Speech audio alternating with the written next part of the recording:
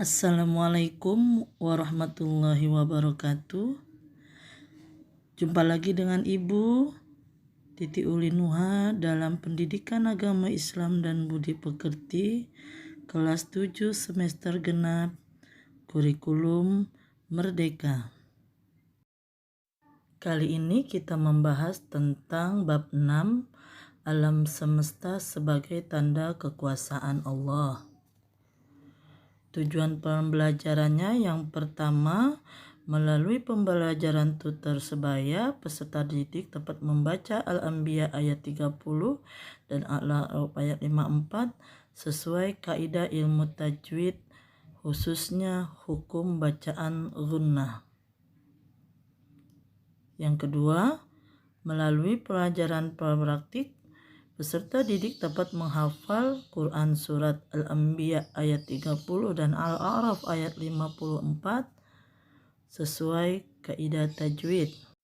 Yang ketiga, tujuan pembelajaran melalui pembelajaran inquiry, peserta didik dapat menelaah kandungan ayat dan hadis tentang Quran surat Al-Anbiya ayat 30 dan Al-A'raf ayat 54 tentang penciptaan dan ketentraturan alam semesta serta cara bersyukur terhadap apa yang diciptakan Allah.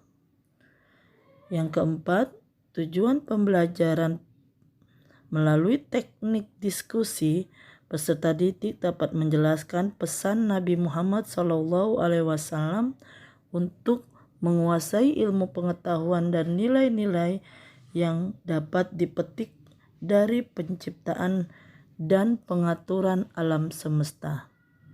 Dan terakhir, yang kelima, melalui pembelajaran berbasis produk, membuat karya teks doa dan plano berisi rasa syukur atas penciptaan alam semesta yang indah dengan benar. Alam semesta beserta seluruh isinya menjadi tanda kekuasaan Allah Subhanahu wa Ta'ala. Langit dan bumi serta segala isinya diciptakan oleh Allah Subhanahu wa Ta'ala dalam beberapa fase. Siang, malam dan silih berganti, bintang-bintang dan sebagainya adalah seluruhnya Tuhan pencipta. Para ilmuwan mencoba mencari tahu bagaimana prosesnya.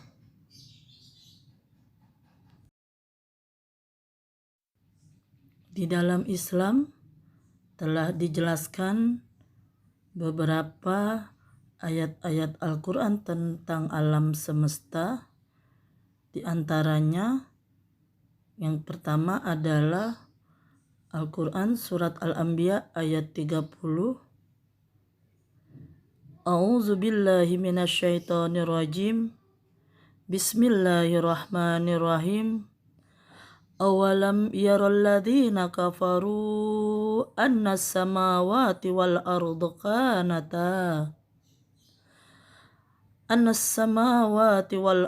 kanata ratqan fafataqnahuma waja'alna minal ma'a kulla syai'in hayy afala yu'minun. Shadaqallahul azim. Aku berlindung kepada Allah dari godaan setan yang terkutuk dengan menyebut nama Allah yang Maha Pengasih lagi Maha Penyayang. Dan apakah orang-orang yang kafir tidak mengetahui bahwasanya langit dan bumi itu keduanya dahulu adalah suatu yang padu. Kemudian kami pisahkan antara keduanya dan dari air kami jadikan segala sesuatu yang hidup. Maka mengapa mereka tiada juga beriman? Yang kedua, dalam Al-Quran surat Al-A'raf ayat 54. A'udzu billahi minasyaitonir rajim.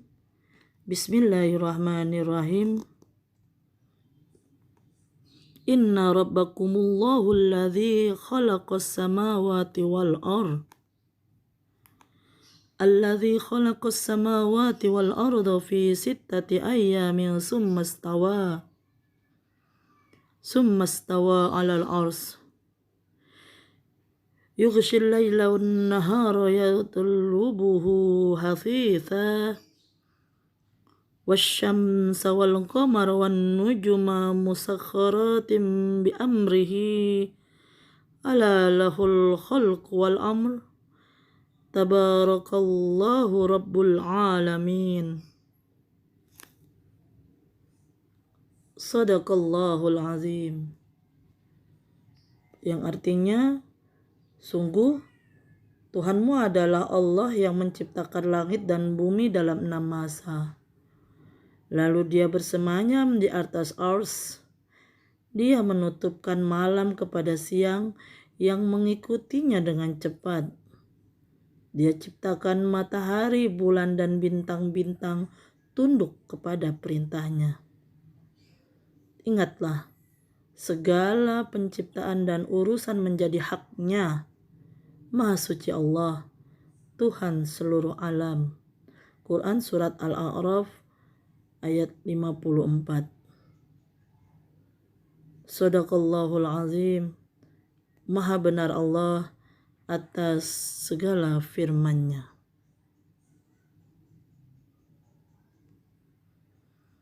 Dari kedua surat ini, Nabi Muhammad SAW berpesan tentang menguasai ilmu pengetahuan. Allah Subhanahu wa Ta'ala menciptakan dan mengurus alam semesta dengan teratur. Untuk memahami alam semesta, manusia diberinya akal dan berbagai kecerdasan.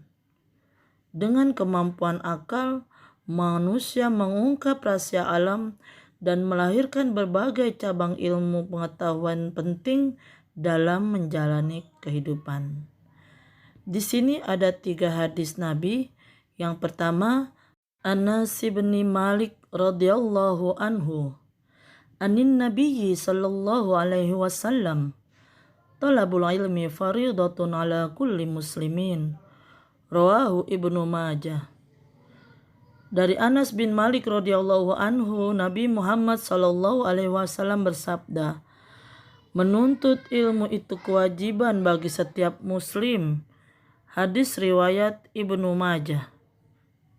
Di sini dijelaskan bahwa muslim baik laki-laki maupun perempuan wajib menuntut ilmu. Hadis kedua, An Abi Hurairah radhiyallahu anhu anin Nabi sallallahu alaihi wasallam qala man salaka tariqan yaltamisu fihi ilman sahalallahu lahu tariqan ilal jannah. Rawahu Muslim. Yang artinya, dari Abu Hurairah radhiyallahu anhu dari Nabi Muhammad sallallahu alaihi wasallam bersabda, barang siapa yang menempuh suatu jalan untuk menuntut ilmu, Allah Subhanahu wa Ta'ala akan memudahkan baginya jalan ke surga. Hadis riwayat Muslim. Dan yang ketiga, An Abi Bakrah radhiyallahu anhu anin Nabi sallallahu alaihi wasallam qala kun aliman aw muta'alliman aw mustami'an aw muhibban la takunil khamisa fatahlik. Rawahu Baihaqi. Dari Abu Bakar radhiyallahu anhu, dari Nabi sallallahu alaihi wasallam, beliau bersabda, jadilah kamu orang yang pandai, atau orang yang belajar, atau orang yang mendengarkan, atau orang yang senang atau cinta. Janganlah kamu menjadi orang yang kelima, maka kamu akan celaka. Hadis riwayat Al-Baihaqi. Begitu pentingnya ilmu, maka kita wajib menuntut ilmu, wajib mempelajari ilmu, baik dari lahir sampai meninggal dunia, baik dari kecil sampai dewasa nanti, karena ilmu pengetahuan adalah bekal kita untuk mendapatkan kebahagiaan fid dunya hasanah wa fil akhirati hasanah wa qina azabannar. Karena ilmu merupakan sinar bagi kehidupan manusia yang mendorong berbuat baik di jalannya. Ilmu menjadi ladang amal atau pahala juga penyebab yang menyebabkan seseorang mudah untuk masuk ke dalam surga Allah Subhanahu wa Ta'ala. Selanjutnya, hukum bacaan gunnah. Gunnah adalah apabila terdapat huruf nun bertasdid atau mim bertasdid, maka dibaca gunnah yang sempurna atau dengung sempurna. Contoh, inna rabbahum bihim yauma idzil khabir, nun bertasdid dibaca gunnah. Selanjutnya, inspirasiku kisah teladan. Di sini menceritakan tentang Nabi Sulaiman dan pasukan semut. Karena dengan ilmu pengetahuan yang Nabi punya, berbicara dengan semut sehingga Nabi tidak membunuh pasukan semut yang lewat. Terima kasih Ibu ucapkan, semoga bermanfaat. Assalamualaikum warahmatullahi wabarakatuh.